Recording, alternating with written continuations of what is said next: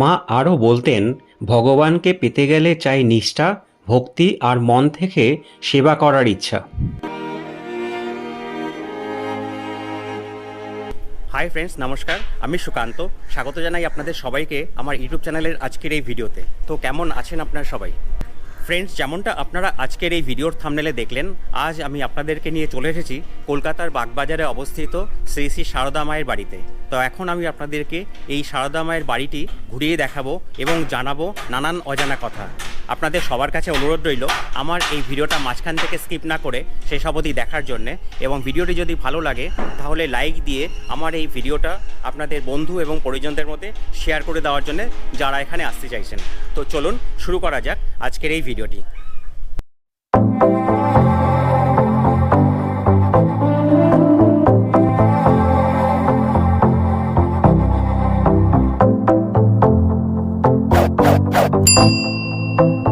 নমস্কার। আজ আমরা আপনাদের নিয়ে চলেছি এক মহাপবিত্র স্থানে, সারদা মায়ের পবিত্র বাড়ি। সেখানকার প্রতিটি ইট, প্রতিটি কোণ আজও মায়ের স্পর্শে পবিত্র হয়ে আছে।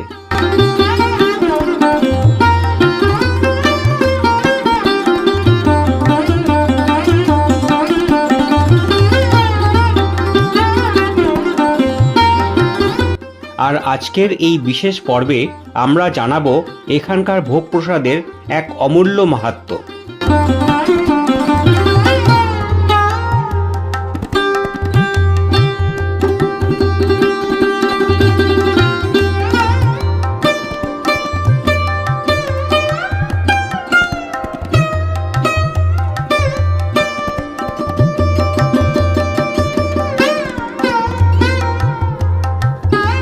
জয় মা শারদা। মা শারদা জন্মগ্রহণ করেছিলেন 1853 সালে এবং পরলোক গমন করেছিলেন 1920 সালে। তিনি ছিলেন শ্রী রামকৃষ্ণ পরমহংসের সহধর্মিণী ও রামকৃষ্ণ ভাবধারার এক আধ্যাত্মিক শক্তির প্রতীক।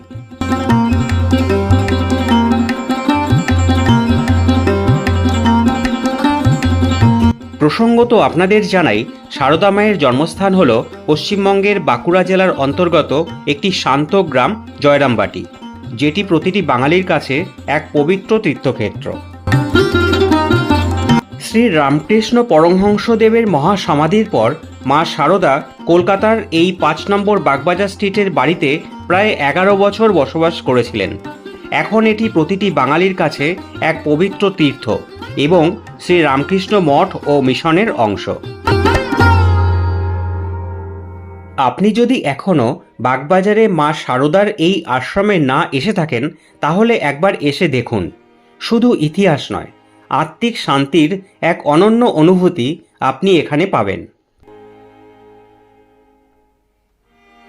আজও এই বাড়িতে মায়ের স্পর্শ অনুভব করা যায়। প্রতিটি ঘর, প্রতিটি কোণ যেন মায়ের অস্তিত্বে পূর্ণ। এখানে এলে মনে হয় মা আমাদের সামনেই আছেন।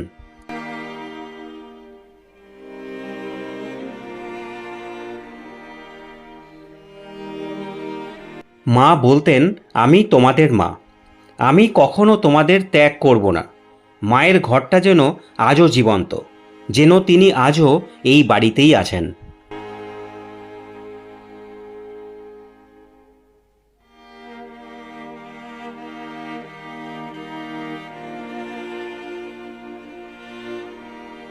মা শারদা ছিলেন সহজ সরল এক সাধারণ গৃহবধূ, কিন্তু তার আচরণ ও শিক্ষা ছিল অসম্ভব শক্তিশালী এক আধ্যাত্মিক প্রতিভা, যা আজও লক্ষ লক্ষ মানুষের মধ্যে এক মহান অনুপ্রেরণা।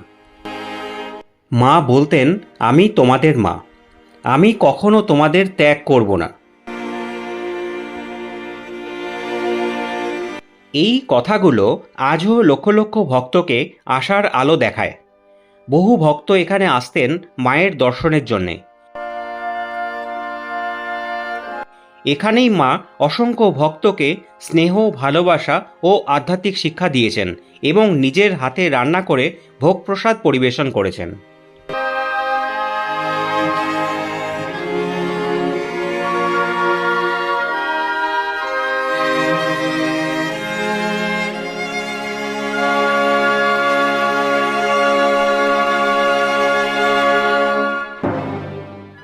আজও এই বাড়িতে প্রতিদিন প্রথমে মায়ের মূর্তির সামনে ভোগ নিবেদন করা হয় এবং তারপর তা বিতরণ করা হয় প্রতিটি দর্শনার্থীদের মধ্যে। এখানকার ভোগ প্রসাদ শুধু খাবার নয়, এটি আশীর্বাদ, এটি মায়া, এটি একটি নিরন্তর ভালোবাসা।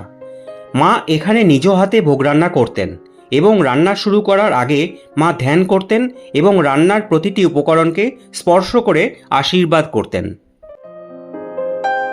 সাধারণত মা রান্না করতেন নবান্ন খিচুড়ি, বেগুন ভাজা, লাউ ছোলা ডাল, পটল আলুর লাবড়া, টমেটোর মিষ্টি চাটনি, পায়েস, সন্দেশ এবং নারকেল নাড়ু। বর্তমানে এখানে রান্না হয় নিষ্ঠা, ভক্তি এবং নিরামিষ আচার মেনে।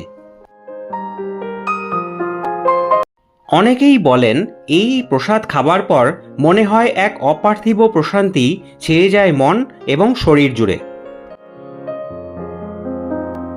এগুলো খুবই সাধারণ বাঙালি ঘরের রান্না, তবে ভক্তির সংস্পর্শে এসে তা হয়ে ওঠে দেবীর প্রসাদ, একেবারে তৃপ্তিকর এবং আত্মিকভাবে প্রশান্তিদায়ক।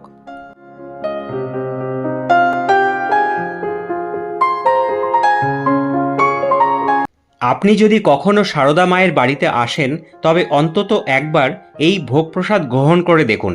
আপনার মন, প্রাণ, শরীর সব শান্তিতে ভরে উঠবে।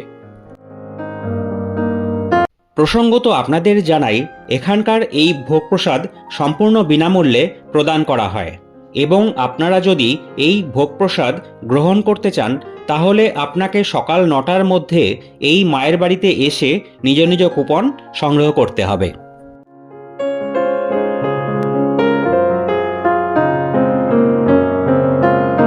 আপনারা যদি কখনো এই মায়ের বাড়ি দর্শন করতে আসেন তাহলে অবশ্যই এই মায়ের বাড়ির সন্নিকটে গঙ্গা নদীর তীরে অবস্থিত এই মায়ের ঘাটটি অবশ্যই দর্শন করে যাবেন।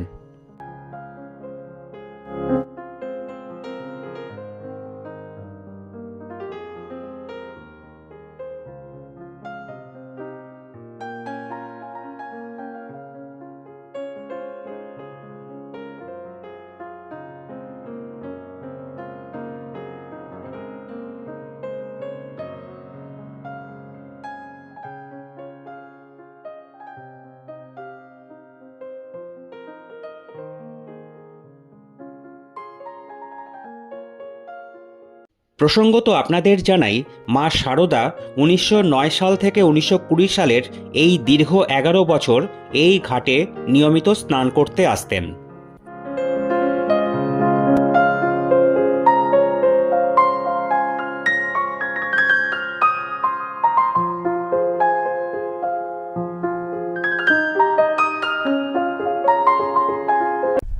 ফ্রেন্ডস, আজকের এই ভিডিওটা আমি এখানেই শেষ করছি। ভিডিওটি আপনাদের কেমন লাগলো তা অবশ্যই আমাকে কমেন্ট করে জানাবেন এবং ভিডিওটি ভালো লাগলে একটা লাইক দিয়ে আমার এই ইউটিউব চ্যানেলটা সাবস্ক্রাইব করে নেবেন। আপনাদের এক একটি সাবস্ক্রিপশন আমার জন্য ভীষণই জরুরি, যেটা আমাকে মোটিভেট করে এই ধরনের ভিডিও বানানোর জন্য। আপনারা সবাই ভালো থাকবেন, সুস্থ থাকবেন। নমস্কার।